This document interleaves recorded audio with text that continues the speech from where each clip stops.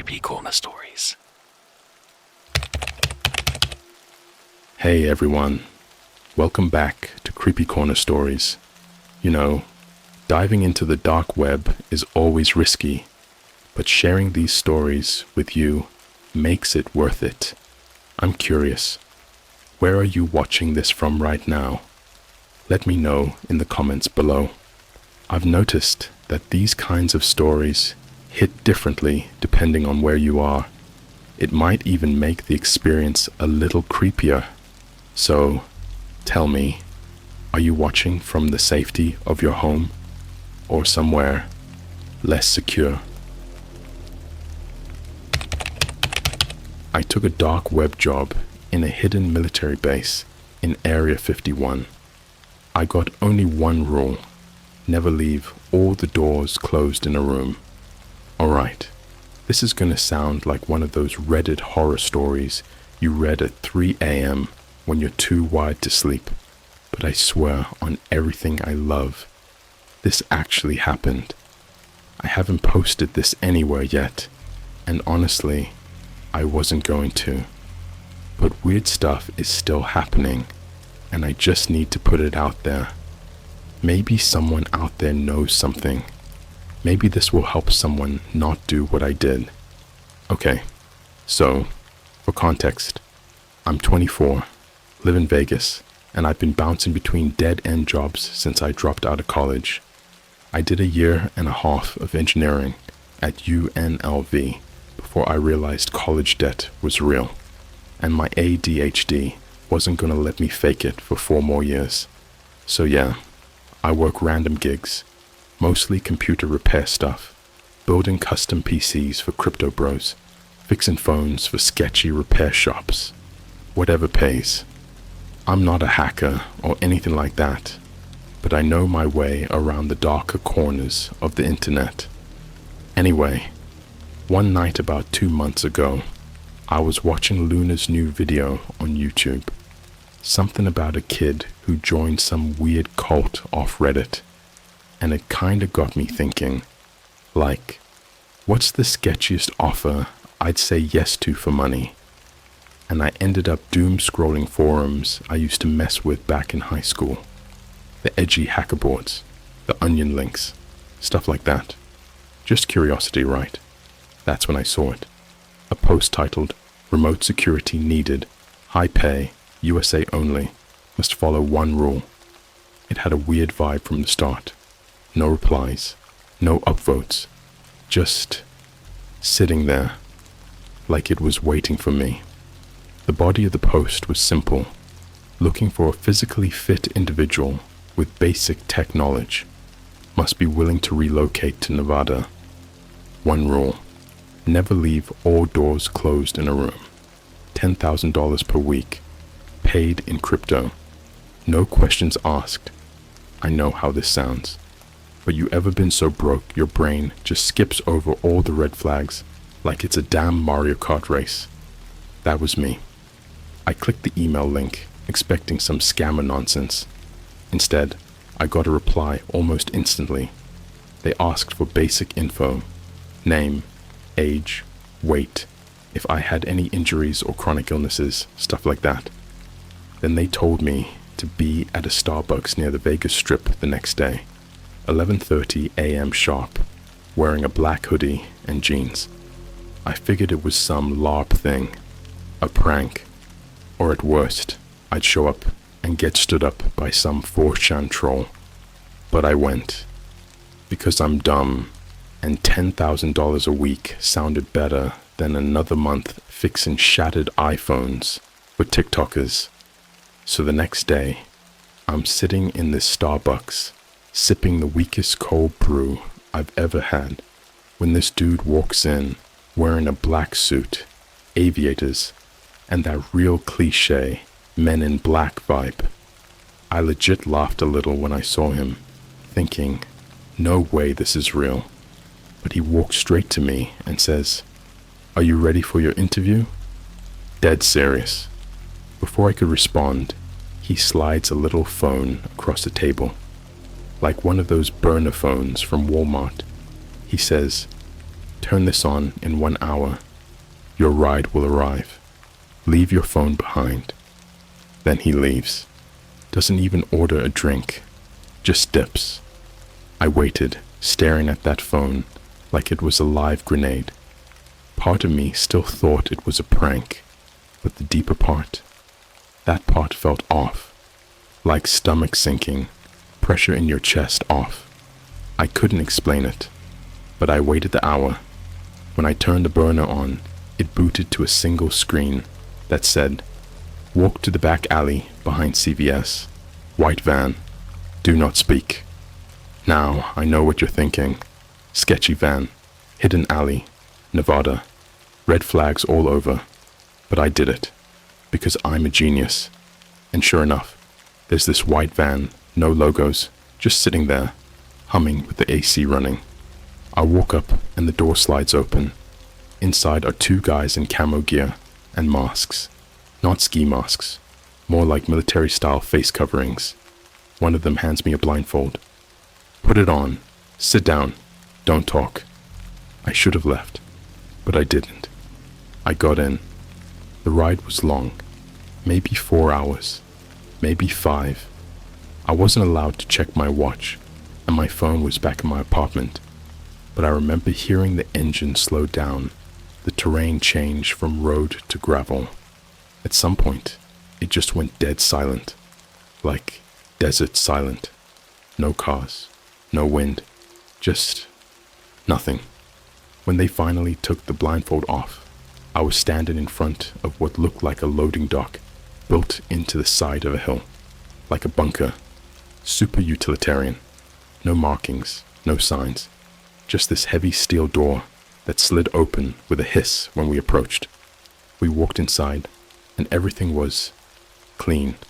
Not just clean, sterile. The air smelled like antiseptic. The halls were narrow, metallic, and lit with dim white lights that gave off this weird buzzing noise, like something between a hospital and a submarine. I met the supervisor, a woman named Mira. Pale, sharp features, hair tied so tight it looked painful. She wore a badge that didn't have a name, just a black triangle symbol. She handed me a uniform, plain gray coveralls, and told me my job was to monitor camera feeds and patrol the lower level corridors during night shifts. Easy stuff. Routine security, she said. Then she handed me a laminated card. One rule written in bold black text. Never leave all the doors closed in a room. I asked her what that meant. Like, do you mean literally never have all the doors closed? And she just smiled and said, just follow the rule. Everything else will be fine. I stayed my first night in a little dorm-style room. Cold, no windows. The only decorations were 2 bunk beds, a metal desk, and a fire extinguisher mounted on the wall, which was weird because the whole place seemed fireproof. Concrete, steel, no flammable materials anywhere. Anyway, I didn't sleep. Between the nerves and the eerie silence, I just lay there staring at the ceiling. Sometime around 3 a.m., I heard knocking. Not like someone knocking on a door. It was rhythmic. Software. Almost like scratching coming from inside the wall. But when I sat up and turned the light on, it stopped. I opened the only door in the room and left it cracked. I didn't close it again the whole night. When I said in part 1 that it gets worse, I didn't mean jump scare worse. I mean, there are things I've seen that literally changed how my brain works. Stuff that doesn't make sense in a normal, Earth as you know it kind of way. This isn't some cheap horror movie with fake blood and spooky ghosts. I'm talking about a place that exists outside logic, like it was built by something that never fully understood how humans are supposed to function. And I think that's the most terrifying part. I'll pick up where I left off. My second night on the job was when everything snapped. That was the first time I broke the rule. My shifts were from 8 p.m. to 4 a.m., and the cameras I had to monitor covered some weird locations. There were corridors that led to nowhere, like literally just a concrete wall. Some of the cameras showed sealed off chambers labeled things like D Block or Observation Bay K. One hallway was under constant floodlight, even though no one ever walked down it. Another room was just empty. No furniture. Just a single chair facing a corner. It never moved. Nothing ever changed. But it was always on the feed. And every hour, I had to patrol level -3. That's where the labs were. At least, that's what they used to be, according to Mira. She told me no one's allowed to enter the rooms anymore. Just pass by, check the doors, make sure the lights are red. Not green, not blue, not off. Red. Always red. If a door is open, close it, she said. If a door is closed, leave one other open. Don't forget. I didn't forget. Until the second night. I remember it exactly. It was 2:17 a.m. I had finished my second patrol loop. The place was dead silent. My boots echoed with every step down those metal walkways. The overhead lights flickered randomly, like they were running on backup generators. I passed the main storage corridor and saw a single door, room 302B, hanging slightly open. Just a crack. Normally, I'd just swing it shut and keep walking. But this time, I noticed something. There were scratch marks along the edge of the door frame. Deep. Not like someone panicked and scraped it up with keys or claws. These were precision scratches, carved in a long looping pattern that looked like it was trying to replicate something. Like someone, or something, was trying to copy language it didn't fully understand. It didn't look like any language I knew, though. It almost looked like it was made to be seen in motion, if that makes sense. Like, it wasn't static writing. The way it looped reminded me of corrupted video files, glitched frames, in a repeating loop. That's when I heard something move inside the room. It sounded like breathing, heavy, wet, and erratic, like someone hyperventilating underwater. Then, shuffling, followed by this high-pitched, glitchy hum, like when your TV gets stuck between two analog channels. I wanted to run. I should have run, but the fear glued me in place. Against every logical instinct, I reached out and slowly pulled the door closed. I remember the click, and then silence. I turned around and started walking back down the hallway. My heart was in my throat. I told myself it was nothing, just some weird audio feedback, an old bass, an old door. Weird stuff happens, right? Then the lights went out. Every light. Pitch black. I reached for my flashlight, but it was dead, just flickered and died in my hand.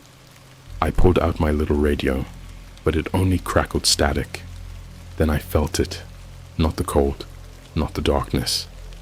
I felt the room change shape, like I was no longer standing in a corridor.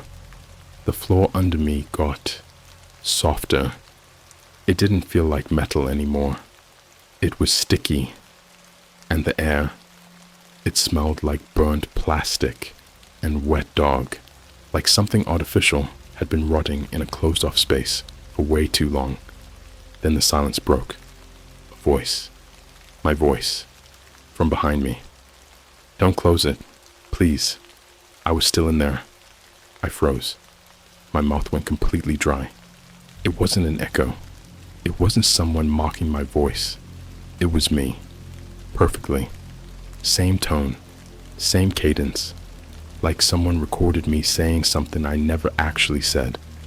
And then, something touched my shoulder. I don't remember screaming, but I know I did. I know because later, Mira told me she heard it over the hallway mics and thought an animal had gotten in. When the lights flickered back on a few seconds later, I was alone. But the hallway, it wasn't the same. Room 302 B no longer had a door. It was just a black rectangle, like someone painted over reality itself and forgot to finish the job. Inside, I could see something moving, not walking, sliding, fluid. It had no shape, not really, just a suggestion of one. A vague outline that almost looked human, but made of TV static and pulsing light. The worst part, it had a face, my face, but the eyes were way too big, too far apart, and the mouth kept twitching, like it was glitching in and out of sync. Then it opened its mouth again and whispered, "You broke the rule." I ran. Hard. I didn't care where. I sprinted back to the control room, slammed the door behind me, and left it wide open. I didn't care about protocol. I didn't care about the job. I just sat in the corner, knees to my chest, listening to the thing drag itself down the corridor behind me. Its voice kept flickering in and out, still using my voice, but now saying things I'd never said in my life. "Mom, you said you wouldn't leave again. Don't you remember the poor Ryan? All the red. Why did you let him drown?" I was losing it. I curled up into a ball and prayed to a God I hadn't believed in since I was 13. Eventually, the dragging stopped. I didn't sleep. I didn't even blink for what felt like hours. At 4:05 a.m., Mira came in. She didn't yell. She didn't ask what happened. She just handed me a new key card and said, 302B no longer exists. If you see it again, do not acknowledge it. I wanted to quit. I really, really wanted to quit. But when I said I was done, Mira just looked at me with this expressionless stare and said, "You're not done until the base decides you're done." I laughed, thinking it was a joke. Then she handed me my phone back. There was a new app on it. No name. Just a black triangle icon. I couldn't delete it. Couldn't uninstall it. Every time I tried, it just crashed the phone. And when I powered it off, it powered itself back on. Later that night, the app sent a notification. One door has been closed. No location. No context. Just that. I kept the door to my room cracked open that night, and I haven't stopped hearing my own voice whispering through the walls since. There's something about silence that messes with your brain. Not the peaceful kind of silence, like being out in the woods or something. I'm talking about that unnatural, sterilized silence, where it feels like even your thoughts echo, where you're afraid to breathe too loud because you swear something is listening. That's the kind of silence you get below level -5. You're not supposed to be down there. That's what Mira said. Technically, only one person has clearance for level -5 and below, and he hasn't come up in weeks, maybe months, maybe longer. They don't even use his name. Just call him the resident, like he lives down there, like he's part of the infrastructure now. But let me explain how I got there. I was done. After the thing that mimicked me, after the hallway changed, after the door disappeared, I wanted out. I didn't care about the money, the crypto, the NDA, or the creepy app they loaded onto my phone. I wanted out. I told Mira I was going to leave, and she said the same thing she always said. You're not done until the base decides you're done. That night, I didn't do my shift. I waited until the 3 a.m. patrol change, when most of the other staff, if you could even call them that, disappeared into the upper levels. Some of them weren't even human. I'm sure of it now. They wore the skin, but their movements were wrong. Too fluid, too synced, like mannequins being puppeted by something watching through a cracked mirror. I used the stolen badge from a locker in the surveillance break room. I swiped through level -4. Alarms didn't go off. The cameras didn't track me. It was like the place wanted me to keep going, like it invited me in. When I reached the elevator to level -5, it didn't have a button, just a keyhole. But the app on my phone vibrated once, then a triangle icon blinked on the screen. Authorized. The elevator moved on its own. The doors opened into pitch black. This wasn't a hallway. It was more like a massive cargo space, filled with rows of towering metal shelves like a forgotten Costco warehouse. Each shelf was stacked with containers, each one about the size of a coffin. No labels, no markings. Some of them were banging, not loud, just soft, rhythmic taps, like something inside didn't want to be let out, just wanted to remind someone it was still alive. The air was heavy down there, tasted like copper. I started to sweat, even though it was freezing cold. I moved past the shelves and into a deeper corridor, one that sloped downward, more like a mine shaft than a hallway. Along the walls were rooms labeled Observation A-001 through A-015. Each one had a small viewing window. The glass wasn't glass though. It was thicker, denser, almost like it had veins in it. No lights inside, just shadows, shifting. I'll never forget what I saw in Observation. A 006. It looked like a child at first, just standing in the middle of the room, maybe 5 feet tall, facing the corner, wearing something white and tattered, like a hospital gown. But the proportions were wrong. The arms were too long, legs too short. The head kept tilting back and forth in little spasms, like it was trying to crack itself into place. I stood there staring, not realizing it was staring back. Its head turned, fully turned, a clean 180 degrees, with no sound, no twitch, just rotated like a hinge. Its eyes were gone, just smooth indentations like someone pressed their thumbs into wet clay. But it saw me. Somehow, I know it saw me. Then it opened its mouth. It didn't scream. It didn't talk. It started mimicking the sound of a baby crying, but not a human baby. It was off, too sharp, too mechanical, like something had listened to a baby cry on YouTube and tried to replicate it using broken speaker wires and melted cassette tape. I backed away from the window, and the lights in the hallway flickered. Then I saw a shape crawl across the ceiling. I don't know how else to describe it. It looked like a human without skin, stretched too long. Fingers like fishing hooks. Its head was backwards, but it moved forward, spider-like, arms bending the wrong way. No sound. It crawled straight across the hallway ceiling and vanished into one of the vents. I turned to run, but the floor beneath me opened, not like a trapdoor or a hatch.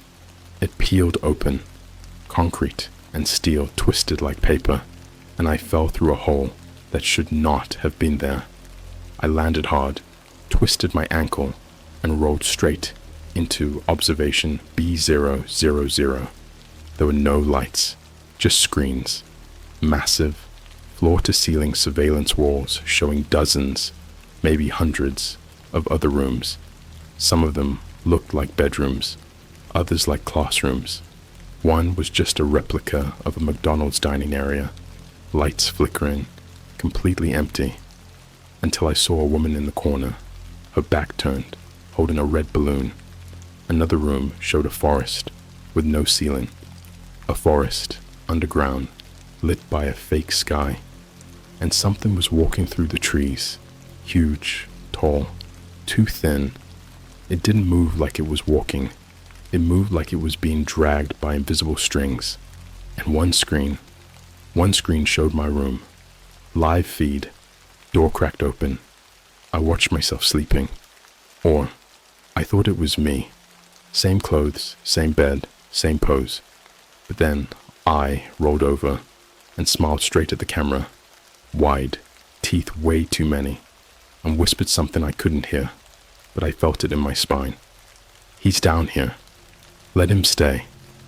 I started screaming, kicking the screen. I was losing it. The room began to shift, walls breathing in and out like lungs. The triangle logo appeared on every screen, and a high-pitched frequency started playing. It wasn't sound. It was like my nerves were being shredded from the inside. My teeth ached. My nose started bleeding. I saw flashes of memories that weren't mine. Faces I didn't know. Screams in languages I don't speak.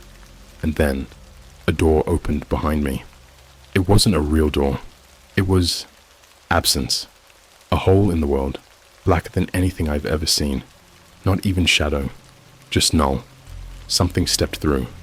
I didn't see its full shape, just limbs. Too many limbs. Wet, twisting. It didn't walk.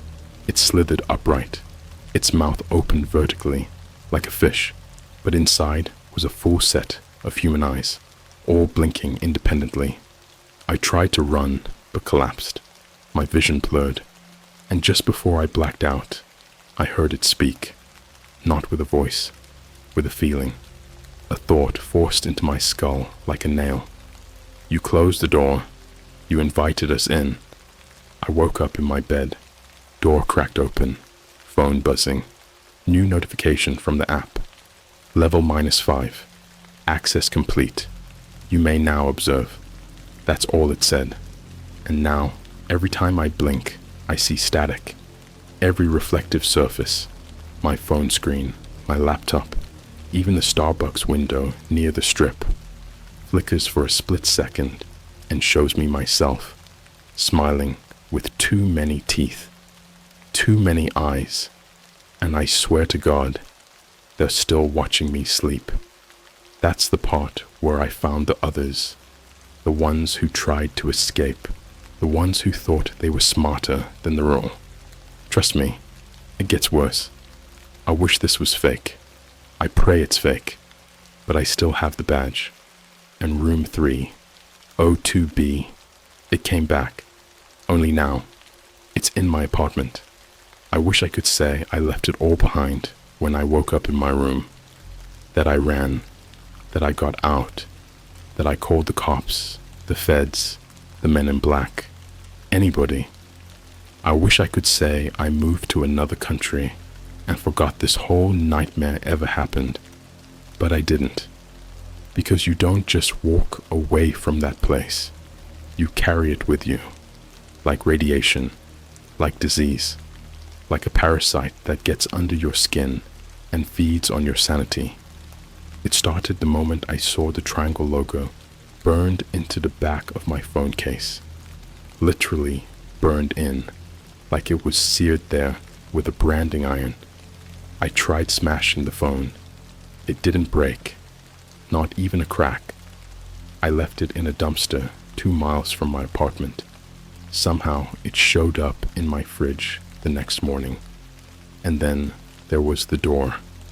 I live in a tiny studio, barely enough room for a mattress and a laptop desk. There's only one door to the bathroom, one to the hallway. That's it. But 3 days after I got back from level -5, I woke up at 4:06 a.m. to the sound of scratching. Low, deliberate, right behind the wall where my IKEA shelf sits. I moved the shelf. There was a door behind it. Same steel design, same glowing frame. No knob, no hinges.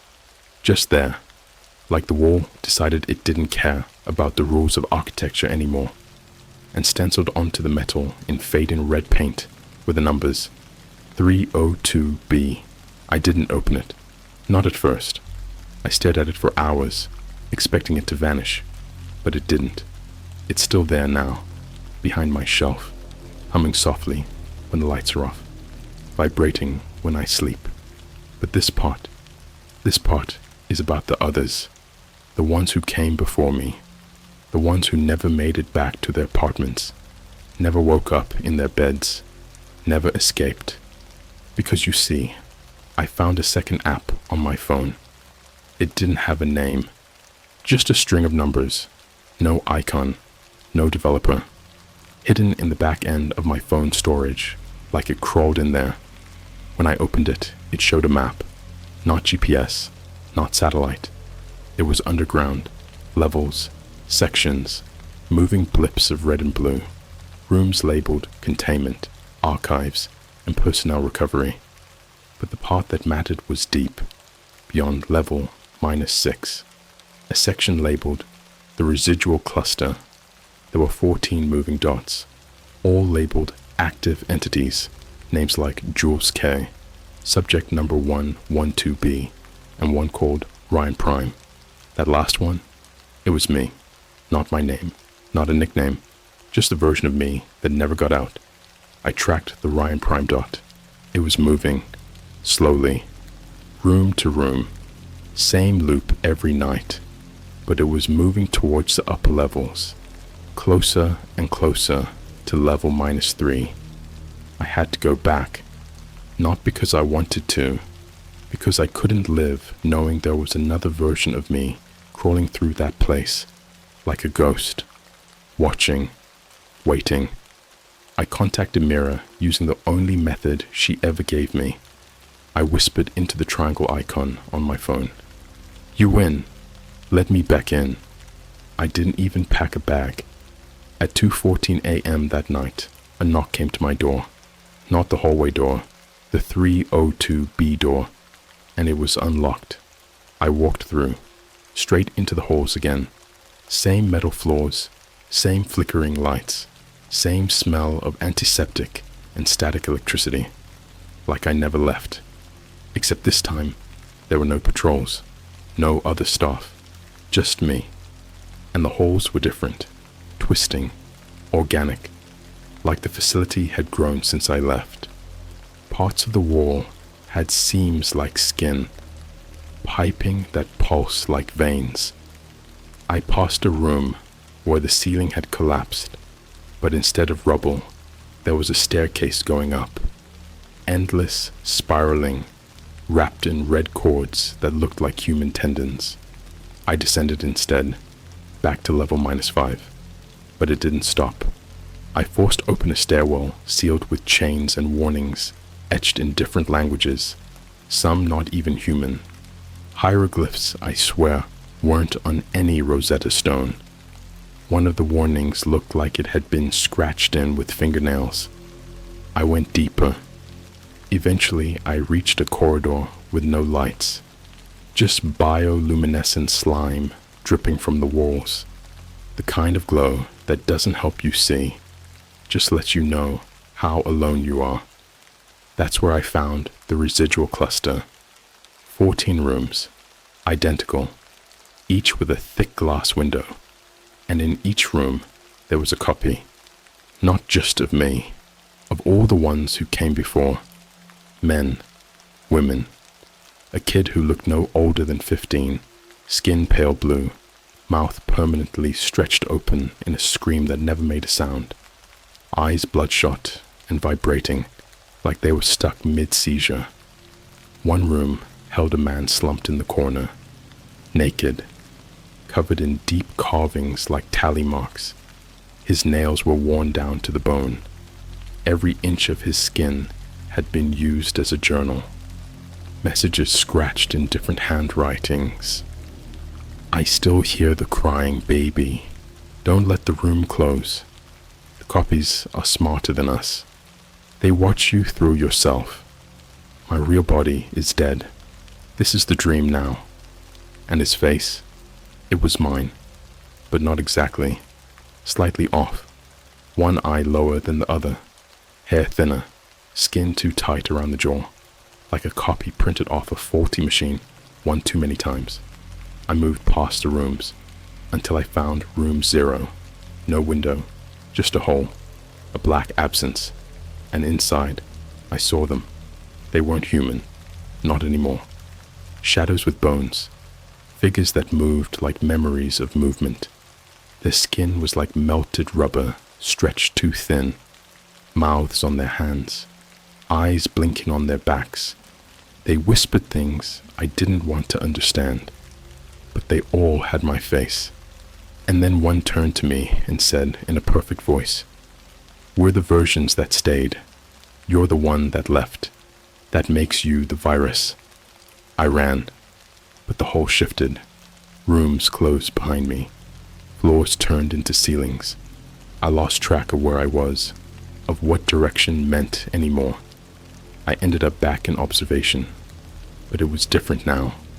A room was waiting for me.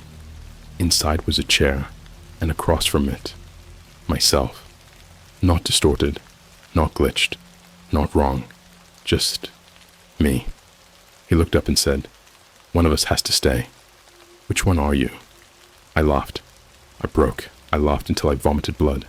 I screamed until my throat tore open, and he just sat there, smiling, perfectly still, waiting. I ran again. I don't know how I got out. I woke up in my shower, water running cold. No blood, no triangle, no app. But the door behind the shelf is still there.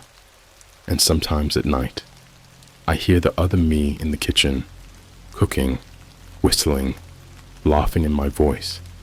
You ever feel like your life already ended, and what you're living now is just a delay?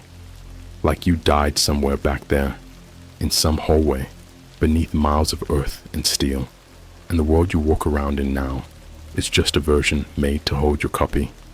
That's what it feels like. Every second, since that night, since the door opened on its own, not slammed, not creaked, not forced. It glided open, like it knew, like it had been waiting for the right moment to breathe, to stretch, to let something out. I had tried everything to avoid this. I duct taped the edges, bolted furniture in front of it. I even poured bleach along the crack between the frame and the wall, because I read somewhere that things like it don't like purity. Didn't matter. 3 a.m., a Tuesday. The air in my apartment went still, like the oxygen had been sucked out. Lights didn't flicker. They dimmed, like they were afraid. And then, the air around the shelf began to hum. Not audibly, not in any way I could describe. It was more like my nerves heard it, like my spine was tuned to a frequency only nightmares broadcast on. And then, click. The shelf slid forward 2 inches on its own. The door behind it wasn't glowing this time. It was breathing. The steel warped gently in and out, like the lung of something asleep on the other side. The surface rippled with every exhale. I stepped back, already drenched in sweat, but my body refused to move further, like I had been claimed, like I had no choice. Then the door opened. No fanfare, no sound, just a widening void that spilled not darkness, but anti-light, the kind that erases shadows, removes depth, makes everything flat and wrong and paper-thin. My apartment, folded, collapsed inward, corners twisted, my ceiling peeled back like a page, and the world behind that door poured out into mine. The first thing I saw was him, not me, the copy. Perfect skin, eyes just slightly too moist, lips that never blinked, a body that stood perfectly still while the air around him shimmered like static. His face didn't move, but I felt his smile, in my skull, behind my teeth. He stepped into my world, and behind him, the others. They poured out like a liquid of limbs, all wrong angles and duplicated features. Some had too many hands, others not enough face. Some crawled, some floated, some just dripped downward like gravity forgot what to do with them. And the worst part, they whispered, constantly, every single one of them, Not words, just moments, memories, tiny perfect clips of your life that you didn't know were being recorded. One of them walked past me, dragging itself like a broken dog. It whispered my voice from years ago. "Mom, please don't close the door. I'm scared." Another hovered inches from my head and murmured, "He never looked in the trunk, did he?" They weren't ghosts. They weren't demons. They were replicas of regret, living manifestations of choices I could have made. Every fork in the road that bent wrong. Every second I didn't look behind me. There were possibilities, birthed in that place beneath level -5, set free into a world that had no defenses against them. And then the copy of me finally spoke. "Close the door," it said. Not a request, a command. And I don't know why, but I understood the rule now. It wasn't just about the base. It was about containment. Never leave all the doors closed, because that's what keeps them trapped. That's the only barrier we have between this world and the echo chambers beneath it. The rule is a seal, and I had just broken it. I tried to run. I tried to scream, but my mouth opened and no sound came out. Nothing, just silence. Like I was still underground, like my apartment had become another room of the base, another observation chamber.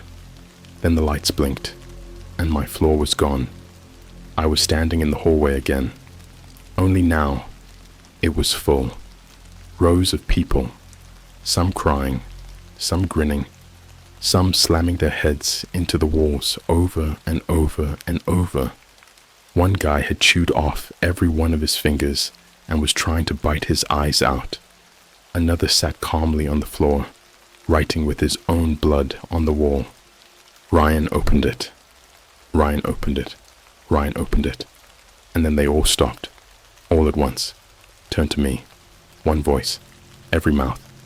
"You closed the doors. Now we're real." And then they started becoming people. Mine. Friends I forgot. Teachers I hated.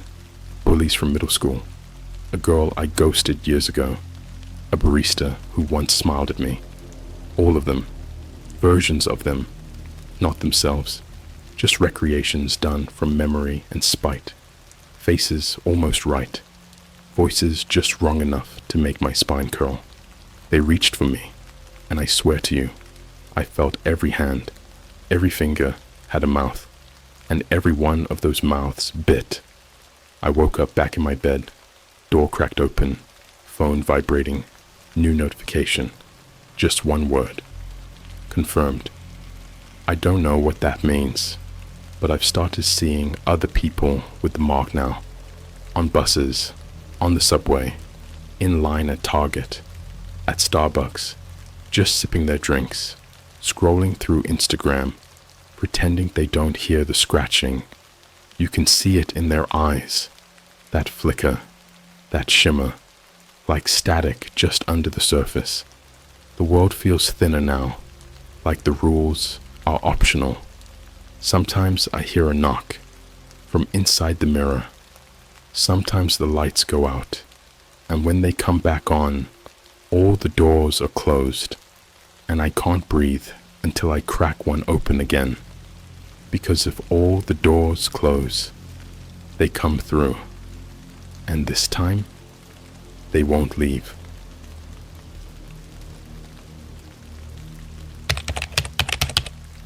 Me and my friends found hidden map L on the dark web to go around the ice wall. We saw something we weren't meant to see. Alright, so I don't even know how to start this without sounding absolutely insane, but screw it. This has been sitting on my chest for months now, and I haven't been able to sleep. I haven't even been able to talk to my friends about it since what happened. And honestly, I think writing it out here might be the only way I can process it. This all started back in January. Me Josh and Tyler, my two best friends since middle school, were just bored. Like, stupidly bored. You know, the kind of boredom that gets you scrolling Reddit at 3 a.m., going deep into iceberg conspiracy videos on YouTube, watching old creepy animated horror stories, and talking like, bro, what if it's actually real though? We're all in college now, but still living at home to save money. We hang out in Tyler's basement most nights, gaming, watching movies, or just scrolling TikTok until one of us says something dumb that spirals into a whole new rabbit hole. That night, the rabbit hole was the ice wall. You've probably heard the conspiracy theories before. The idea that Antarctica isn't just a continent, but like a giant wall around the Earth, hiding something behind it. We were cracking jokes about it until Josh, who's way too deep into tech stuff, goes, "Yo, what if we actually tried to look it up? Like for real?" I thought he was joking, but Josh has this thing. Once he gets curious, he doesn't stop. And that's when the dark web came up. Now, I'm not proud to say this, but Josh has a setup. Like, full VPN, Tor browser, private network, the whole Hackerlight starter pack. He's not some 4chan crypto bro or anything. He just got into tech during quarantine and got way too good at it. So, yeah, we went on the dark web. It was around 1:30 a.m. Tyler dimmed the lights in his basement, and we all huddled around Josh's laptop. There's something about the dark web that feels immediately wrong. Like, you can't even describe it unless you've seen it. It's not just sketchy, it's silent. No colors, no music, no TikTok, sounds blaring, just endless pages of text with links that sound like they came out of a conspiracy video from 2008. At first, it was just weird forums, a lot of nonsense. But then, Josh found a site. It didn't have a name, just a URL made of random numbers and letters. The homepage was just a single black screen with white text that said, "The map is not for sale.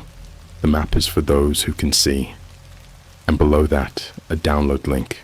No description, no price, no explanation.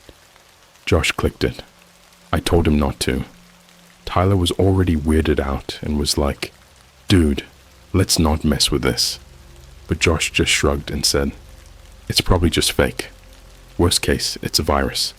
I'll wipe the laptop later." The file was a .zip folder. Inside was just one thing, icewallroute.kml. If you don't know what a KML file is, it's basically a GPS map file that works with Google Earth. Josh opened it up, and what we saw looked like a bunch of red pinpoints stretching across Antarctica, but not on the known side. These pins started from a real McDonald's in Punta Arenas, Chile, right on the southern tip of South America, like an actual location, real reviews, photos, everything. And from there, the pins extended across the Southern Ocean in this perfectly straight line, cutting through part of the continent marked as a restricted zone on every map site we checked.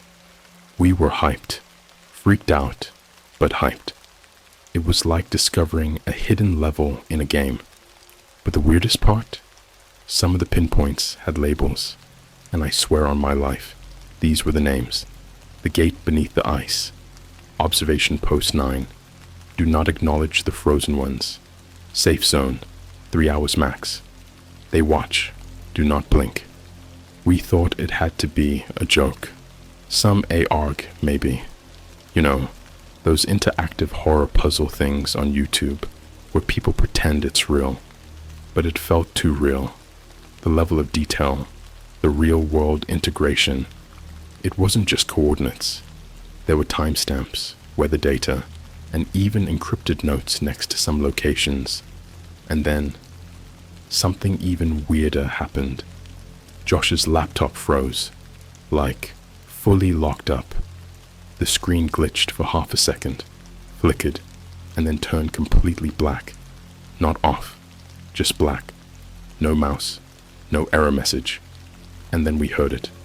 A voice from the laptop speakers. No intro, no static. Just one line, whispered, like it was right behind us in the room. You are not meant to follow this path. We ran. Tyler slammed the laptop shut, and we booked it out of the basement like little kids after a scary movie. Josh tried to play it off like it was just some prank file, but I could tell he was shaken. I mean, he wiped the entire hard drive the next morning, like full factory reset, and smashed the drive with a hammer, just in case. That should have been the end of it. But a week later, we started getting messages, not texts, not DMS, airdrop, random messages popping up whenever we were in public. Tyler got one while waiting in line at Starbucks. There is no escape from the line once you cross. I got one while on a bus to campus. You saw the gate. It sees you now. At first we thought it was a sick joke. Maybe someone hacked Josh's iCloud or something, but messages kept coming. No sender, just blank names and anonymous airdrops, always when we were near strangers. The last one I got said, Punta Arenas, 4/19, the route will open. That's next week, and I haven't heard from Josh in 2 days. I wasn't planning on going, not after what we saw. Not after the whisper from the laptop, not after the airdrop messages, and definitely not after Josh disappeared. But curiosity is a disease, a slow, rotting kind that infects you before you even realize it. And by the time you do, it's already eaten your brain. Josh was gone. Just gone. His mom thought he ran away. She said he left a note that just said, I'm going to find the truth. If I don't make it back, it was worth it. Thing is, that wasn't Josh's handwriting. I swear to God, it looked like it was written with fingers that didn't understand how a pen worked. Letters jagged, uneven, like they were trying to mimic what a human would write, but didn't fully get it. Tyler was already broken by then. He stopped answering texts, quit his job at that shoe store in the mall, deleted every social media account he had.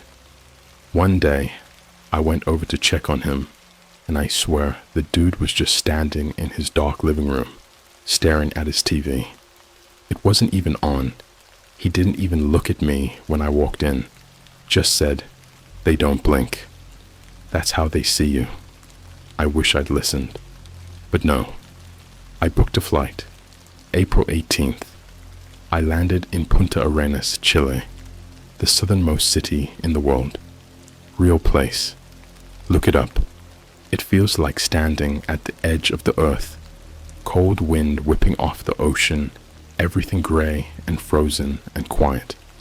I was the only tourist there who didn't seem excited to be going to Antarctica for research or photography. I had one goal: follow the pins.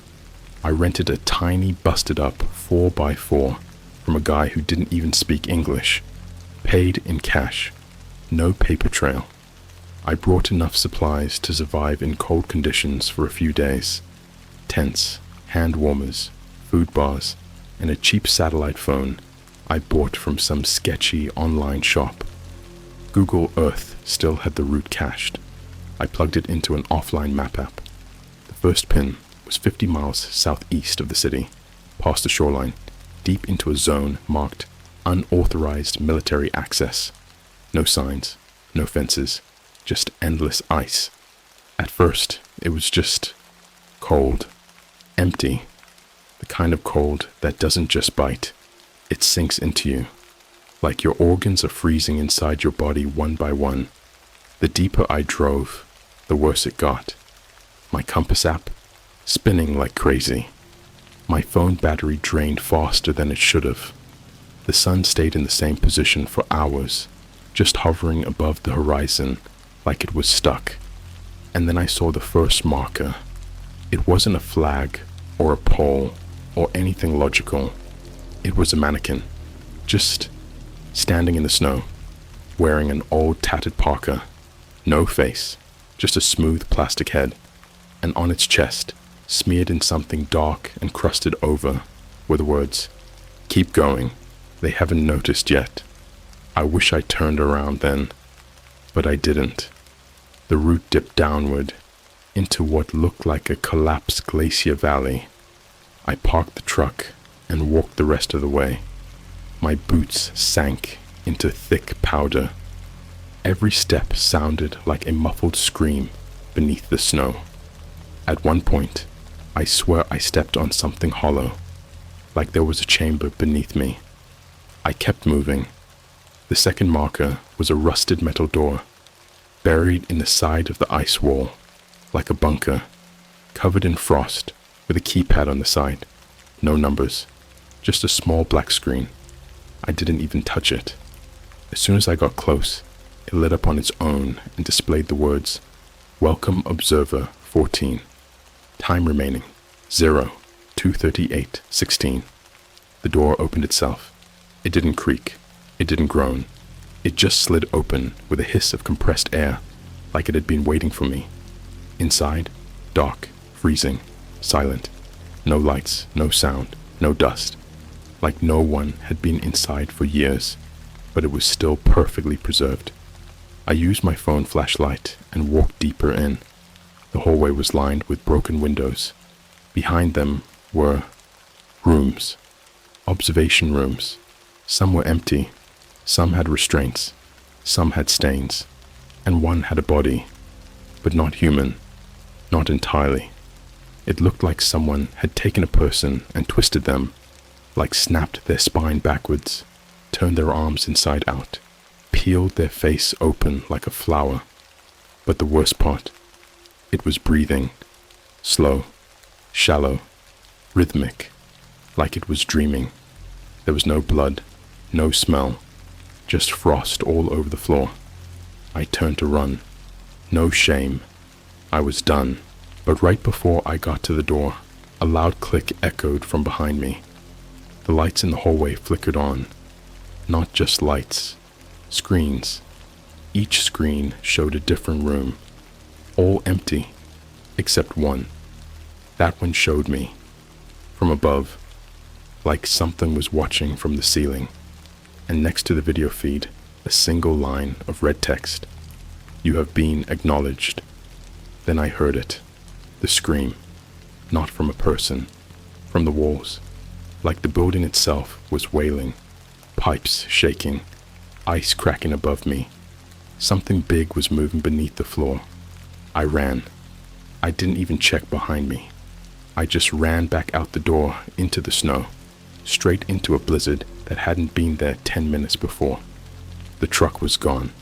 No tire tracks, no dents, just an empty patch of snow where it had been parked, and standing in its place was Tyler, barefoot, shirtless, covered in frost, skin blue and glossy, like a frozen corpse. But he was smiling, lips cracked, teeth black. He walked toward me and said calmly, "They showed me what's behind the wall. You'll see it too." Then he knelt into the snow and began digging with his bare hands. Fast, animal fast, scratching through the frost until his nails peeled off, until his fingers were stumps. Blood soaked into the snow, steam rising as he kept digging and digging, mumbling something in a language I didn't recognize. And then he stopped, stared up at me, and sank into the hole, like water, like he was being pulled. I screamed and ran into the whiteout. No direction, no GPS, just running blind. And that's when I saw it. Not a creature, not a person. A figure, about 9 feet tall, skin like stretched plastic over bones. No eyes, just a gaping vertical mouth where a face should have been. It was standing at the edge of a cliff, arms out like it was listening.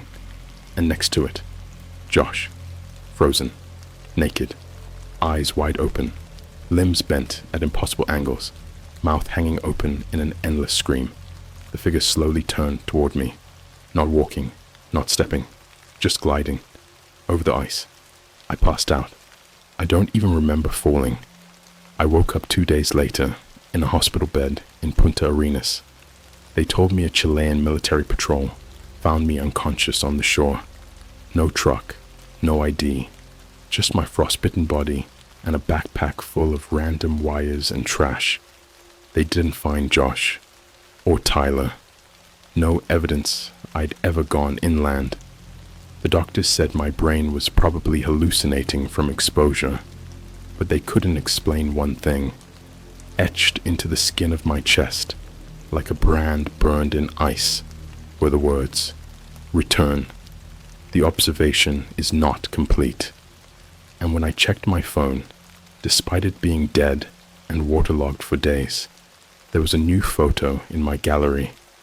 It was a still image from one of those security cameras, the one that showed me. Only this time, I wasn't alone.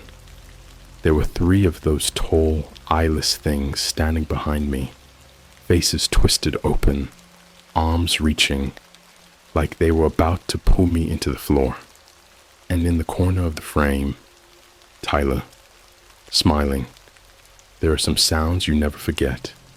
Bones cracking inside flesh, like a bag of wet twigs.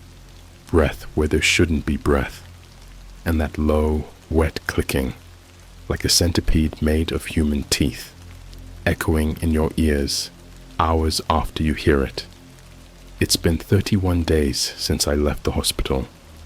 I haven't spoken to a single person in that time. I sleep in 20-minute intervals, with the lights on and mirrors covered, because reflections lie. I've ripped my doorbell out of the wall because whatever knocked at 3:17 a.m. last Tuesday wasn't human and didn't wait to be invited in. I smell frost in rooms that should be warm, and worst of all, I'm not alone in my apartment anymore. There's something living in my hallway. It doesn't move when I look at it. It only moves when I blink. But this story isn't about that. Not yet. This is about what's beyond the wall. Let me back up. After I woke up in the hospital in Punta Arenas, they kept me under for 3 days. Hypothermic psychosis, they said. They thought I'd wandered out onto the ice and imagined everything. The bunker, Tyler, the thing with the vertical mouth. I let them believe that. But here's the thing. They never took my backpack. Inside was the offline hard drive Josh had left behind, the one I didn't even realize I grabbed before running out of the ice facility. It was taped inside the lining, behind the thermal layer. I found it when I got back home. I plugged it into my PC and prayed it wasn't corrupt. It wasn't. What I found on that drive made everything worse. Thousands of files, some normal, weather scans, satellite images, blueprint diagrams, but others were wrong. Videos that glitched when you paused them, audio files that sounded like people begging for help through clenched teeth. One folder was titled, simply, Observer Files, Level 6. There was one video file that didn't have a name, just a timestamp. Record 0, 311-180, 3:14 a.m. I clicked it. It was body cam footage, grainy, shaky, from someone in full snow gear, a flashlight beam jittering through a tunnel of ice, their breath fogging the lens.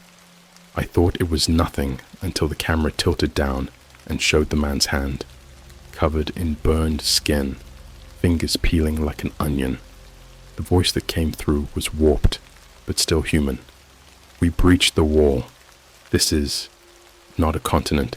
It's a cap. Underneath, it breathes. The footage cut. Then came a new angle. This time, the camera was facing down into a hole in the ice, perfectly circular, blacker than black, no reflection, no bottom, like the world just stopped existing down there. Then a sound came from it, a voice, but it wasn't speaking a language. It was making noises in a pattern that felt familiar, almost like human speech, but reversed, glitched, wrong. The body cam guy suddenly dropped to his knees and started sobbing, screaming, clawing at his own face until the footage cut again. Then there was just one final shot, a still frame. It showed a frozen landscape, an abandoned research station, and the sky above it was filled with teeth, not stars, teeth, and in the corner, the words, "We are the floor to your sky." I shut the laptop, hard, but then something moved on the screen before it went black. It wasn't the mouse cursor, it was a silhouette, inside the screen, like someone had been watching me from the other side. I went back to Tyler's house. It was empty now, abandoned. His parents moved out a week after he disappeared. Couldn't take it anymore. But when I broke in through the back window, I found something in the basement. A camera, still recording, plugged into the wall, pointed at the exact spot we opened that dark web map. I pressed play.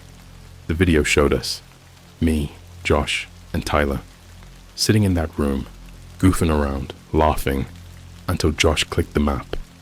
But then something changed. Something I didn't remember happening. Behind us, in the footage, something was crawling down the wall. Long, thin, with too many joints, like a centipede made of arms. It had no face, just skin where a face should be. It slithered down the corner of the wall behind Josh and stared at the screen as the map loaded. And then it looked at me. Not at the real me, at the me in the video. But as soon as it made eye contact, the video froze, completely glitched out, like it knew I was watching. And then came the whisper, "You are marked before the map." The map was just permission. That night, I had my first dream. Except, I don't think it was a dream. It felt inside out, like my mind was somewhere it shouldn't be. I was walking down a corridor made of bone. Every few steps, I'd pass doorways filled with glass. Behind each door was a person I knew. Friends, old teachers, strangers I passed in airports, screaming silently, banging on the glass, faces twisted. At the end of the corridor was a mirror, but it didn't show me. It showed that thing, the tall one, the one from the cliff. But now I could see it clearly. It wasn't skin. It was a cloak made of people. Faces stretched across its body, mouths open in horror, eyes blinking independently, like they were still alive. Every time it moved, it dragged a noise behind it, like a choir of agony. Hundreds of voices wailing in perfect unison. And when it opened its face mouth, I saw rows of human arms inside, twisting, grabbing, pulling things down its throat. And it spoke, not out loud, inside me. Beyond the wall is the place before time. You walked where man was never meant. You saw behind the frost. And then it showed me Earth, but not as we know it. It was hollow, a shell, and inside was a second world, upside down, teeth, eyes, skin, cities made of flesh, towers that grew like tumors, creatures that don't walk, they slither through thought. It told me the earth isn't ours. We are the parasites. We're bred on the surface like mold, grown to fatten the host. And when the time comes, the shell will break, the wall will crack, and the real world will reclaim us. Then I woke up, covered in frost, in my bedroom, windows sealed, doors locked. But my breath was visible, and there were fingerprints on my ceiling. I tried burning the hard drive. It didn't melt. I smashed the laptop. It still plays that video whenever I walk into the room. My mirrors are no longer mirrors.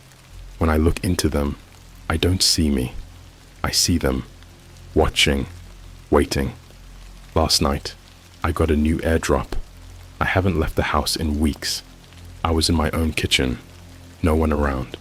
It just said, Observation 14 has been escalated to consumption, and beneath that, a single location pin. Particle hatch, Greenland. Access date, May 13th. That's in 5 weeks. There's more, but I can't keep writing. It's here again. In the hallway. Closer this time. I can smell the frost. If you're reading this, don't follow the map. Don't go near the ice. They're not just watching anymore. They're coming up. Do you know what it feels like to hear your own voice whisper something you didn't say? To wake up and hear it muttering from another room, repeating phrases that don't mean anything until you realize they do, but not in your language? You don't, but I do, and I haven't been the same since Greenland. I got on the flight May 10th. No luggage, no ID, just a disposable phone, $3,000 in cash, and the same sick curiosity that killed everything in me that still felt human. The coordinates they sent me pointed to a real place, a ridge near the Kangalussuaq Glacier. Look it up. It's desolate, beautiful, remote. One of those places you only see on nature documentaries. The type of place that feels like God pressed pause 1,000 years ago and forgot it existed. When I landed, everything was already off. Birds didn't fly. The air was too still, and people kept looking at me like they recognized me, but couldn't place from where. I rented a snowmobile from a shack outside the airstrip. The guy didn't ask for ID.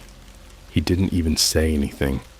He just stared at me, handed me the keys, and said, "Don't stay after sunset." I didn't answer, because I already knew what happens after sunset. The hatch was exactly where the airdrop pinned it, buried in the glacial rock, half covered in permafrost and decades of untouched snow. It looked like a vault door, rusted but still humming with energy, like it had a heartbeat. There was a handprint panel, not numbers, not keypads, just a hand. I put mine against it. It was warm. The door hissed, groaned, then sank into the ice with a mechanical shriek that made my teeth ache. My nose bled immediately. Thick, black, sludgy. Not like blood, like oil. I stepped inside. It was not a hallway. It was a throat. The walls weren't metal. They were ribbed, wet, fleshy. They pulsed faintly, and I swear, the deeper I walked, the more it felt like I was walking into something that was still alive. There were markings, symbols, scrawled in dozens of languages, some ancient, some made of characters I don't think exist anywhere on Earth. They were etched into the walls with fingernails, fresh, wet, bleeding. I followed the tunnel for what felt like hours. Time stopped working. My watch spun in reverse. My phone cracked open like an egg and bled from the charging port. And then I reached the observation chamber. You won't believe me, but I'll write it anyway, because even if you don't believe it, it's still coming for you. It was a massive room, circular, at least 300 feet wide, and in the center was the hatch, a spiraling hole into something older than the planet. Around the edge of the room were screens, ancient CRT-style monitors, but each one showed live footage of our world. Every screen was focused on a different place. Times Square, a Starbucks bathroom in Seoul, a preschool classroom in Norway, a private bedroom in Ohio, a woman sleeping alone in her apartment in Cape Town. Each camera labeled, each with a countdown beneath it. Some said hours, some said minutes. One said 00004, and when it hit 0, the screen went black, then flashed a single frame of a human face melting into its own eyes. I turned away and vomited blood. It hissed when it hit the floor. The hatch began to open. The spiral cracked outward like it was unfurling, and from beneath it, something rose. It wasn't alive. It wasn't dead. It was what life crawled away from. Tall, flesh like paper, skin too thin, wrapped around something moving underneath. No face, just slits, long jagged slits, filled with spinning glass teeth and hundreds of whispering mouths. I couldn't move. I couldn't think. My thoughts weren't mine anymore. It didn't walk toward me. It stood still, and my body walked to it. I screamed inside myself, but my mouth didn't work. My legs moved on their own. I felt them tear. My knee popped backward as my ankle cracked, but still, I walked, and then it reached toward me, not with hands, with voices. Each whisper was a different person I knew. My mom, Josh, Tyler, a girl I once ghosted in high school, a kid I saw drown when I was 8, my own voice, but younger. They were saying the same thing. We live below. The roots of your world are our teeth. Then something opened in the air. Not a door, a slit. Reality peeled back like skin, and I saw what was on the other side. It wasn't hell. Hell would be merciful. It was a harvest field, not of corn, not of wheat, of people, hung upside down from red vines, eyes gouged out, mouths forced open with bone clamps, skin peeled into sheets and woven into flags that flapped silently in black wind. Machines made of screaming torsos stomped in rhythm, grinding bones into dust and feeding them into the mouth of a sleeping god beneath the soil. And above it all, a sun, not our sun, a pulsating orb of tendons and bone, with human faces swirling across it, screaming silently like it was made from every thought that had ever gone insane. I blinked, and the hatch slammed shut. I woke up outside, in the snow, naked, no blood, no wounds, just burned symbols across my chest. A local rescue team said they found me 5 miles from the glacier entrance, babbling in a language they couldn't identify. They said I was smiling too hard, so hard my lips were bleeding from the corners. They airlifted me out. Since I got back, I've been followed, not by people, by them. They wear human faces like masks, but they don't fit right. The mouths are too wide. The eyes don't blink. The arms bend backwards when they wave. I saw one on the train yesterday, dressed in a Starbucks apron. No feet, just flesh stumps dragging beneath the uniform. It sat across from me and said, "Observation 14 was a success. Begin expansion." My phone camera turns on by itself now. It only records at night. Each morning, there's a new video, just 4 seconds long. Everyone shows me sleeping, and something standing in the corner, closer, every night. Last night, I wasn't in the bed. The camera showed me, sitting on the ceiling, upside down, eyes open, mouth stitched shut, watching myself sleep. And now I keep hearing it, in the pipes, in the walls, under my bed. The floor is rotten, not the wood, the reality of it. Software, peeling, and something breathes beneath it. I think it's hungry. If you've read this far, you've already been acknowledged. I don't know how it spreads. Thought, maybe. Awareness. All I know is that it wants you to know. That's how it grows. It doesn't kill you right away. It just lets you see and keeps peeling until there's nothing left that's still you. Don't look for the hatch. Don't follow the coordinates. Don't watch the shadows too long. And whatever you do, don't blink while it's watching. You're still here. That means it's already too late for you. I can't even see clearly anymore when I type. The keys don't feel like keys. My fingers feel longer than they should be. The bones don't bend the way they used to. I hear them clicking when I move, and I know if I look at my hands right now, I won't see skin. I'll see faces, small ones, like infants, all of them screaming silently. Let me tell you how it ends. Not because I want to, because I have to, because they made me the storyteller. They always pick one. The last message came 72 hours ago. Not an airdrop this time, not an email, not even on my phone. It was carved into my ceiling. The door will open from beneath. Floor 0. You will watch. Beneath it, a time, 2:14 a.m. That same night, my entire apartment shifted. The floor sagged, groaned. Something moved under it like lungs trying to expand, but the ribs were still in place. I tried to leave. I swear to whatever gods left. I tried. The door was gone.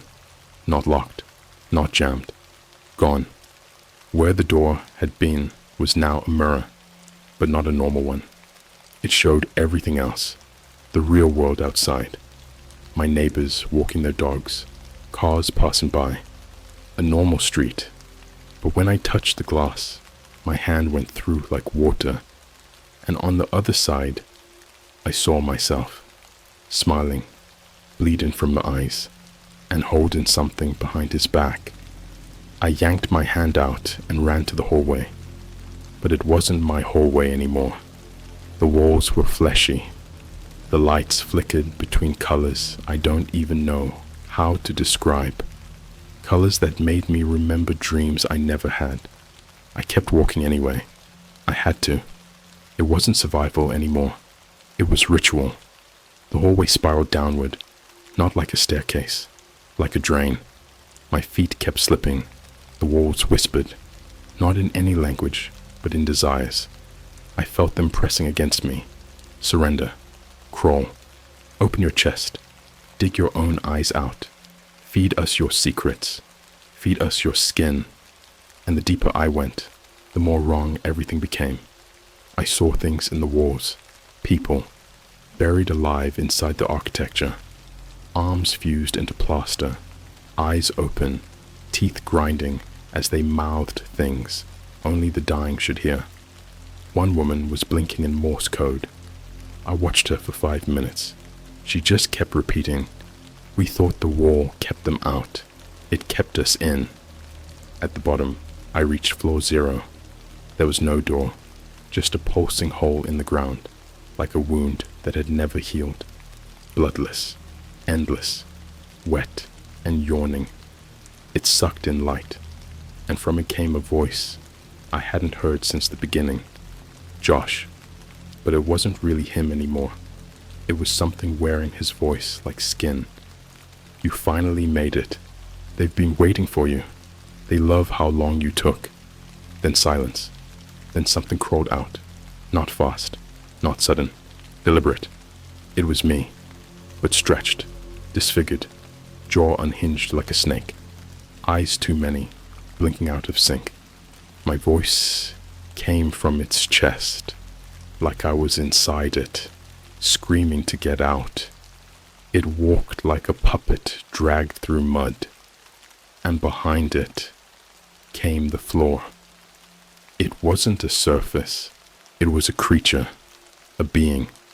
It unfurled itself from the walls and ceiling, revealing thousands of spines, like dead spider legs, except each spine was made of people, layered, screaming. Bent backward, their skin fused into bone. Its face was a spiral of mouths, and each mouth spoke a different name. Names I hadn't heard in years. People I'd forgotten. People who'd disappeared, and people who were still alive. For now, we were beneath your feet the whole time. When you danced, when you walked, when you buried your dead. We tasted every vibration. We licked the skin cells that fell through the floorboards. And then it said something I haven't been able to stop hearing. You were never standing on the earth. You were standing on us. Then came the harvesting. No time passed. No warning. The walls melted into eyes. Not metaphorical. Real, blinking eyes that stared directly at my soul. I felt them peeling through me, layer by layer. They showed me things. Josh's soul being rewritten like code. His memories replaced with the history of something older than God. Tyler's brain pickled in some glass cylinder with rats made of hands chewing on his thoughts. Every unspoken fear I'd ever had turned into flesh and strapped to an altar, screaming at me for birthing them into this world. Then I was suspended, floating over the hatch. Below me, the real world bent upward, like a dome breaking, curling inward. I saw the sky collapse in reverse, and the floor open across the planet. Not just in Greenland, not just Antarctica, everywhere.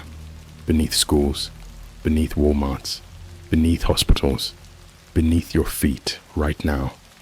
I saw billions fall. Their screams didn't echo. They were absorbed, swallowed. The sound of 7 billion necks snapping in unison is something I'll never be able to describe, but I can still hear it. And then came the announcement. It echoed from beneath, from inside me, from the void in my molars. The floor has opened. Observation complete. You may now be forgotten. And everything stopped. I woke up on the floor of my apartment, back to normal. No blood, no flesh walls, no spiral hatch, just silence. But the mirrors were still wrong, and when I looked into one, I saw you, reading this, looking curious, a little scared, probably wondering, is this just a story? But look at your floor. Go ahead, touch it. Feel how soft it is, how it's breathing. You finished the story. Now you're the observer. You saw too much, and when they come up through your floor, I hope they wear your voice well. You'll scream, but only on the inside, like me, like all of us. We are still here, beneath you, watching.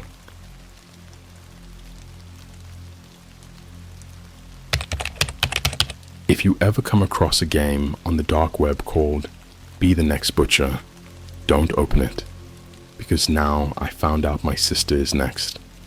Alright, so before I even get into this story, I want to make it really clear. I'm not some edgy teenager trying to scare you with a fake dark web horror tale or whatever. I'm 23. I work a normal 9 to 5. I eat way too much McDonald's when I'm stressed. And up until like 3 months ago, the scariest thing I'd ever dealt with was a spider crawling out of my Xbox vent. But this thing I found, it's not a joke. So anyway, this all started kinda dumb, not gonna lie. Me and my friend Jake, he's the type of dude who watches horror story animations at 2 a.m. and then laughs when they say, based on true events. We were hanging out one Friday night, just vibing in my room, scrolling through Reddit, Discord, and watching Luna's old storytime videos on YouTube. You know, just clowning around. At some point, Jake brings up this post he saw on some underground subreddit. I don't remember the exact name, but it was something edgy, like r/flesh marketplace / yeah, seriously, / and he was like, yo, ever heard of this dark web game? It's called Be the Next Butcher. Supposedly, if you win it, you get a huge crypto payout and some messed up fame or something. I thought he was just high. I was like, bro, that sounds like the kind of game where you win and then end up on a milk carton. We laughed about it. You know, classic dumb internet horror stuff. but he was weirdly into it. Started talking about how he found this link on a paste bin through some Tor browser search engine called Candle, and how it was like real. And me being stupid and half a White Claw deep, I was like, bet, let's check it out. Yeah, dumbest decision of my life. We download Tor, which BTW took way longer than expected because Jake had like 20 tabs of anime open, and after messing with the settings and clicking through sketchy onion links that all looked like 2002 era websites made by serial killers, we finally found it. Be the next butcher.onion. The homepage was unsettling. Plain black screen, red pixelated text, and a butcher's cleaver that kind of twitched slightly when you hovered your mouse over it. Underneath it said, "Do you crave the thrill of becoming something more than just a watcher?" Jake was hyped. I was not. He clicked it. The screen flickered black for like 5 seconds and then loaded a menu. It looked like a cheap PS2 horror game UI. Think old Resident Evil or something, but with no music. Just silence. You could choose. Observe. Participate. Next target. Locked. Naturally, Jake went for observe first. I remember this moment crystal clear because the room actually felt colder when the screen changed. Like, I know it sounds dramatic, but I swear on everything, the air just dropped 10 degrees. What loaded was a black and white grainy camera feed, like CCTV footage. It was a dim, windowless room. Fluorescent lights buzzed above a stained concrete floor. There was a table in the middle, and some guy, mask on, gloves, butcher apron, was standing over it, facing away from the camera. On the table?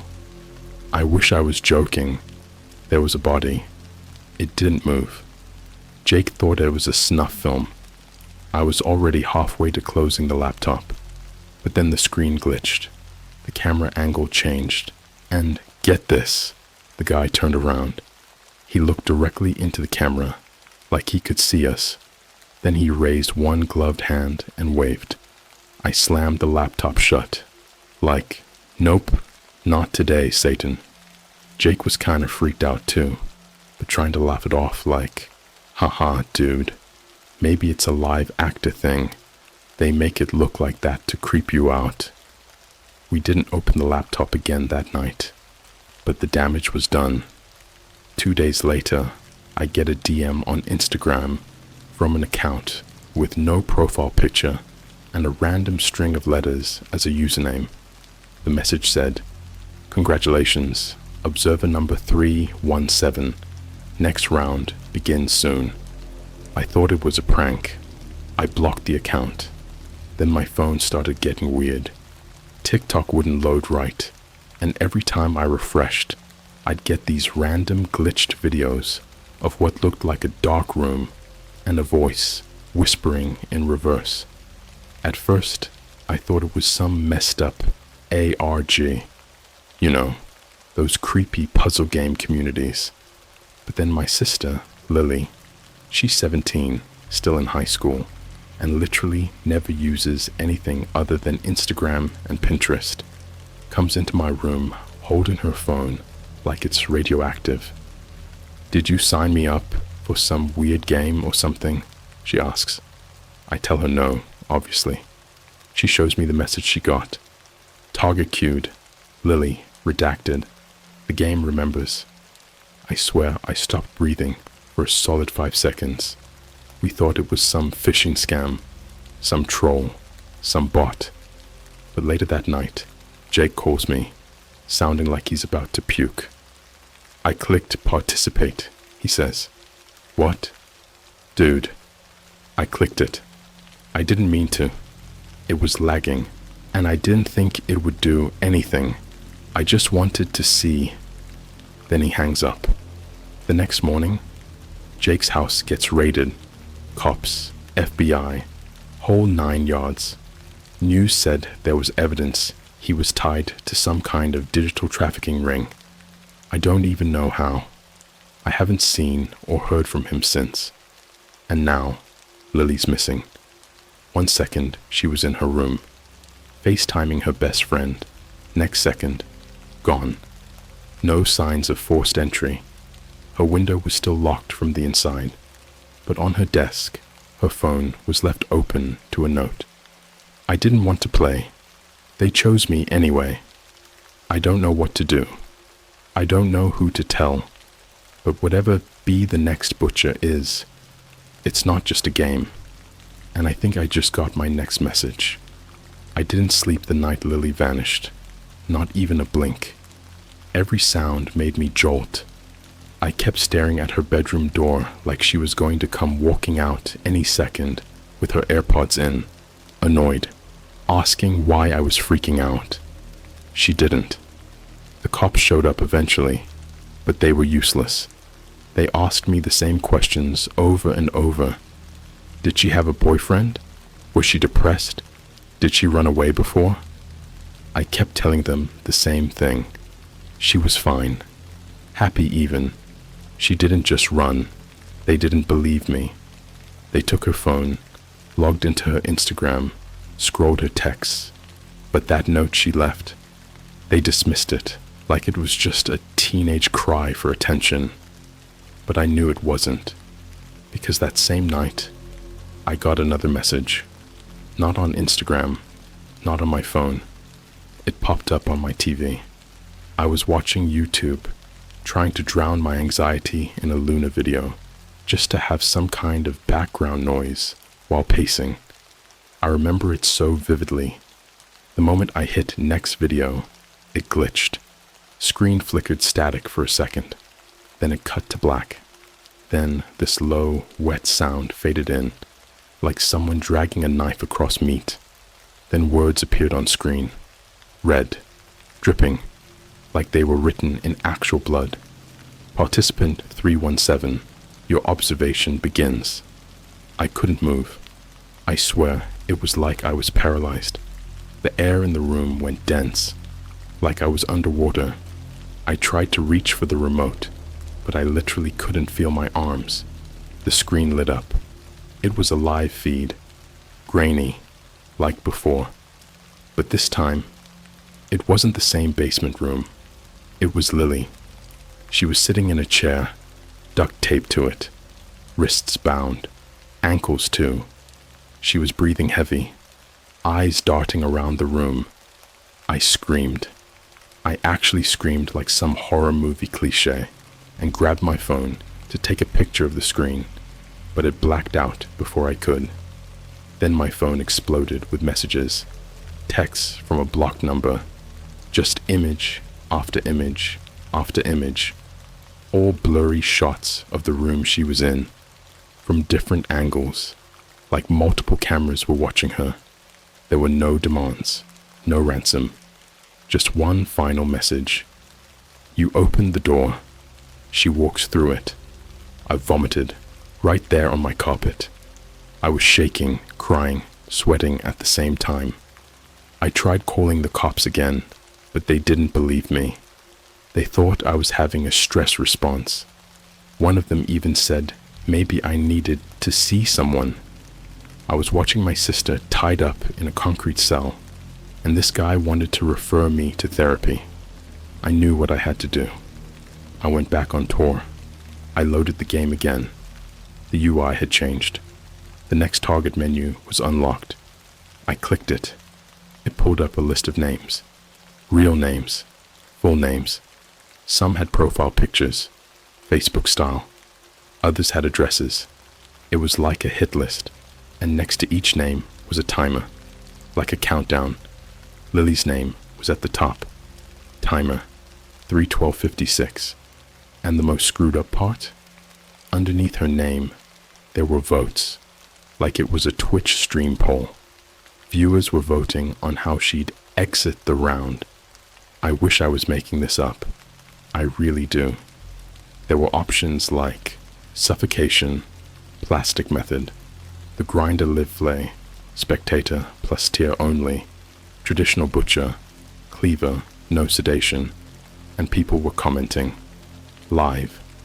There were usernames, some with weird emojis and numbers, typing stuff like, "Plastic is classic, but grind is way more fun. OMG not cleaver again LMAO, so played out." Anyone got timestamp from the last iScoop? It was like a Reddit thread for demons. I was reading these comments, realizing that every second passing was closer to my sister being, I can't even say it. That timer kept ticking down. 2:47:29, 2:47:28. I clicked around, desperate, looking for any way to stop this. And then I saw it. A chat pop-up opened on the side. Username, Butch the Char 0. He said, "If you want to save her, you have to take her place." My chest collapsed. He sent a link. No context. Just a URL ending in /switch participant. I clicked it. Of course I clicked it. Wouldn't you? It asked for biometric data. Not a password, not a code. It wanted a face scan. A literal scan using my webcam. It activated automatically. I tried covering the cam with my hand, but it burned through my screen. Not physically, but the image glitched out like it had already gotten what it needed. Then I blacked out. I woke up in my bed, 5 hours later, covered in sweat, nose bleeding, laptop fried, completely bricked.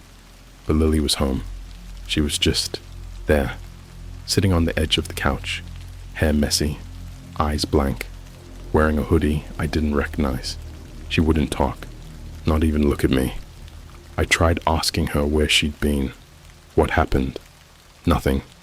She just stood up, walked to her room, locked the door. That was 3 days ago. She hasn't come out since. Every time I knock, she screams. Not words, just screams. Like something inside her broke. Like she's not even her anymore. And then, last night, I checked my phone. New message. No number. No app. Just there. Somehow. It said, "Welcome, Butcher number 318. Your cleaver awaits." There was an image attached. It was a photo. Black and white. Night vision. It was me. Sleeping in my bed. And someone was standing over me, holding a cleaver. I didn't wake up the next morning. I snapped awake. Like someone threw me into my body from a 5-story building. My lungs were empty, my heart beating like I'd just sprinted a marathon, and the air in the room felt thick, like it had weight. I wasn't just sweating. I was drenched. I couldn't move. I couldn't breathe. The image from that message wouldn't leave my head. That night vision photo, me sleeping, and that thing standing over me. It wasn't just a man. It was a presence. Human-shaped, yes. But everything about him was wrong. His body looked like it had been stretched too long, like his spine was growing in the wrong direction. The cleaver wasn't just a weapon. It was massive, like it had been carved from the bone of something that had never walked this earth. There was no face, just this wide, smeared smile, painted red across where a mouth should be. I checked my phone again. No record of the message. The photo, gone, like it had never been there. But I knew what I saw. I knew. I ran to my sister's room, still locked. I called her name. No answer. I pressed my ear to the door. All I heard was humming, childlike, off-key, looping the same line of some twisted nursery rhyme I'd never heard before. Meat for the grinder, blood for the bell. Cut once, cut twice, then silence fell. I stepped back. My skin was buzzing. I didn't even recognize her voice. I went downstairs. I was pacing like a madman, trying to tell myself this wasn't real, that maybe I'd snapped. I hadn't eaten in almost 2 days.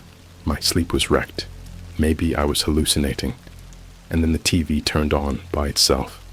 Same black screen, red dripping text, but this time, no messages, just a video feed.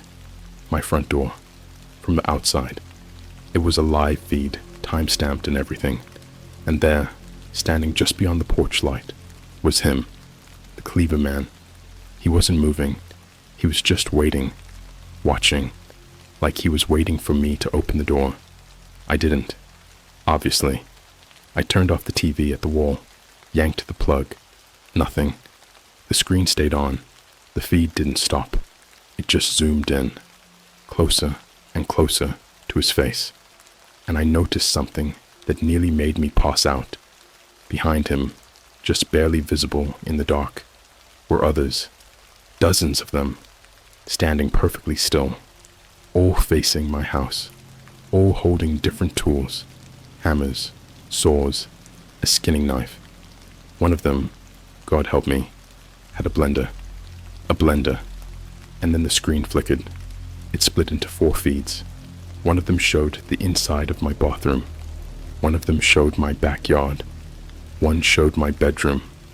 And the last one, the worst one, it was Lily's room. But she wasn't alone. She was standing in the middle of the room, her back turned to the camera, and in front of her, something was moving, crawling, jittering like its joints were breaking every time it moved. It had no skin, just raw muscle, twitching like it was being electrocuted. It was moaning, this wet, squelching noise, like a baby drowning in syrup. Lily raised her hand, and in it was the cleaver. She brought it down, again and again. The thing didn't die. It just screamed like metal tearing.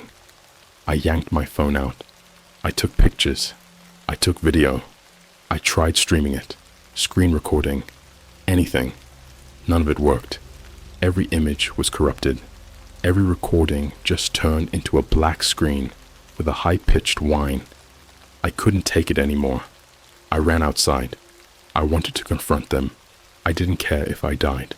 If this was all a dream, I wanted to wake up. If it was real, I wanted it to stop. But when I opened the door, no one was there. Nothing. No figures. No butcher. No porch light. Just silent, dead air. The world felt vacant, like something had pressed pause on reality. I stepped out into the street, looked around.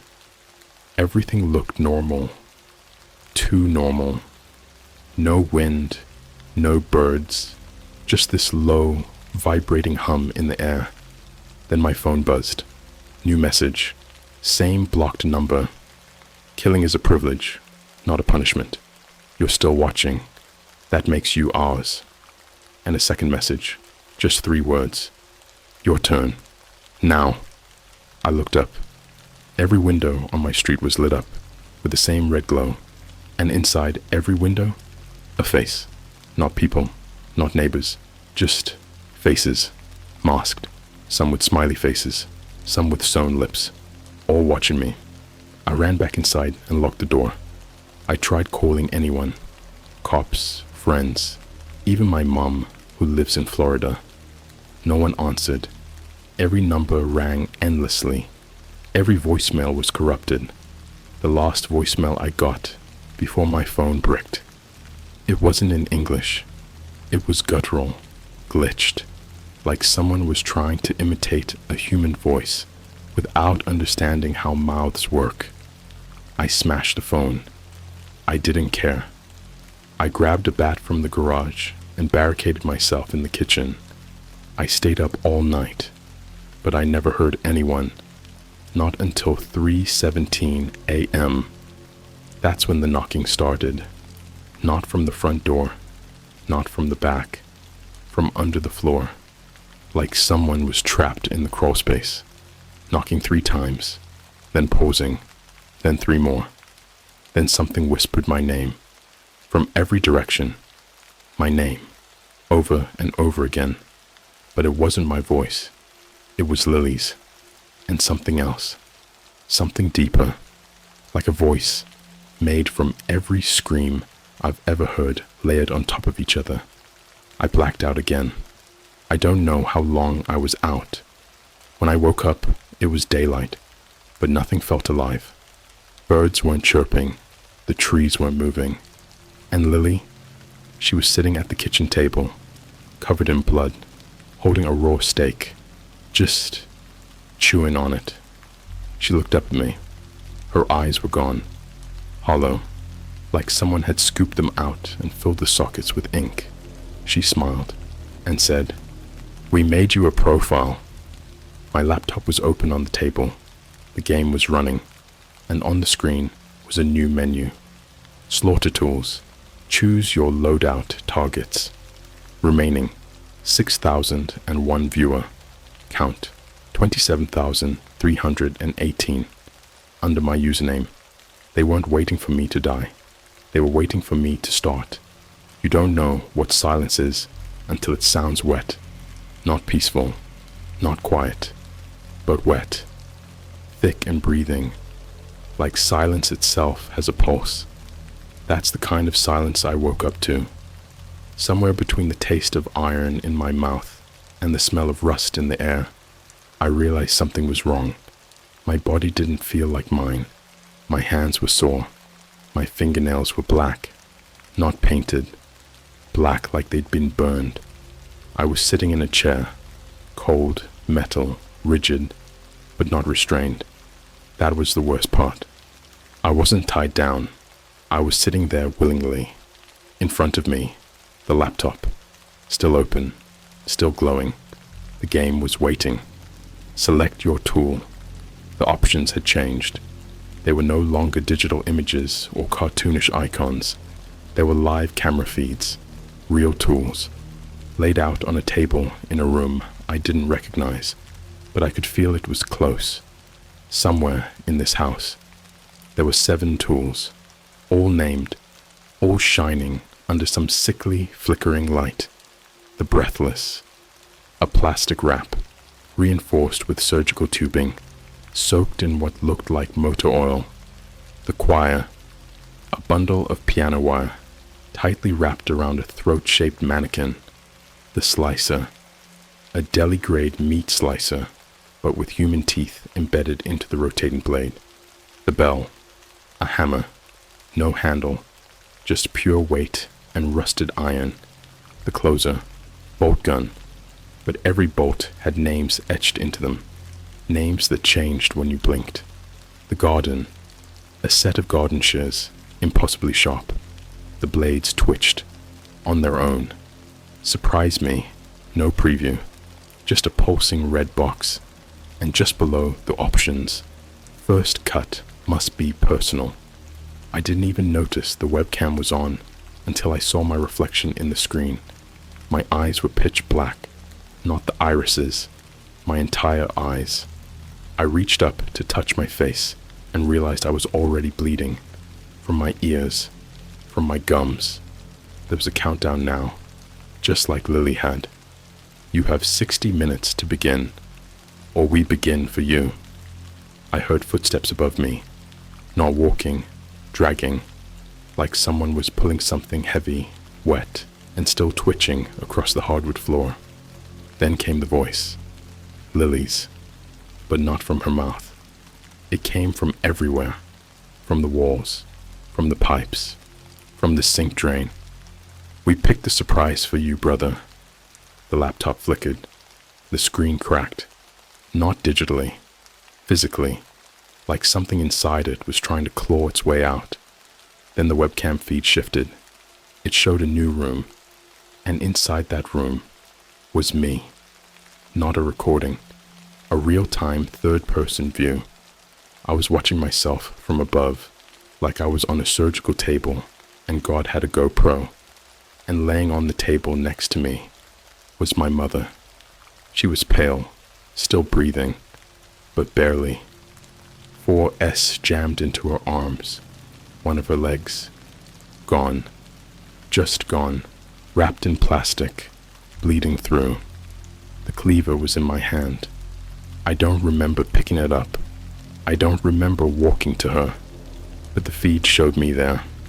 standing over her, the countdown at 00:32:45. And the worst part? My mother looked at me, eyes barely open, lips trembling, and she nodded, like she understood, like she was giving me permission. I screamed. I threw the laptop across the room, and it didn't break. It didn't even scratch. It just slid across the floor and kept streaming. The walls began to pulse, like they were breathing. I tried to run, but the door was gone. Every time I blinked, the room rearranged. It was no longer my house. It was a maze of surgical curtains, flickering lights, the sound of scalpels dragging against tile. And then came the watchers. They didn't enter. They appeared, in the corners, in the mirror, in the shadows under the bed that I hadn't seen until it moved, each one with a mask, but not Halloween masks. These were faces, cut off, preserved, pressed to their skulls like sticky notes of dead people. Some were still blinking. One of them looked like my dad. They whispered in unison, "The first cut is always you." I looked down. I was holding the cleaver again, but it wasn't clean anymore. It was soaked. Not dripping, soaked. So much blood that it sounded like it was crying when I lifted it. And at my feet were my own hands. Both of them. Severed. I didn't feel it. I didn't even know I'd done it. And the laptop, still alive, still streaming, now showed a feed titled Butcher number 318. Live feed 31,004 viewers. Tip jar 0.024 Bitcoin comments flying by. Yo, did he actually cut his own hands off? This guy's committed, damn. Bring back the mom scene. That was raw. When's the eye scoop? Dude's going viral af. I dropped to my knees. I was sobbing, blood pouring out of me. I should have died right there. I should have blacked out, but I didn't, because they wouldn't let me. A new screen loaded. Final message. Before the screen went black. You've been promoted. Welcome, Arch Butcher. Next target. You. And the feed changed. It was another me. Different house. Different city. But it was me. Same face. Same everything. Sitting in front of a laptop. Reading a message that started like this. If you ever come across a game on the dark web called Be the Next Butcher, and he was smiling, like he knew what was coming. There's something you don't understand until your own body becomes the stage, until your skin becomes inventory, your heartbeat becomes background music, your family becomes currency. You don't really know horror until it stops being something that happens to you and becomes something you are forced to deliver, not for survival, but because they make you want it. I should be dead. I remember the moment clearly now, the moment I broke, after I saw that other me, the clone, the reflection, the echo, whatever the hell it was. I should have passed out from blood loss, both hands gone, a river of red pooling at my knees, muscles spasming, jaw dislocated from screaming too long. But I didn't. They don't let you die when you're in the final round. They make you watch. They make you feel. And worst of all, they make you choose. When I came to, again, I wasn't in my house. I was in a warehouse. No doors, no windows. The only light came from the dozens of old CRT televisions mounted on the walls, stacked like bricks, flickering endlessly. Each screen played a different angle of my life. Past, present, maybe even future. I couldn't tell. There was one of me on my 16th birthday at a Starbucks in Chicago, blowing out candles. Another of me walking through a McDonald's drive-thru last week.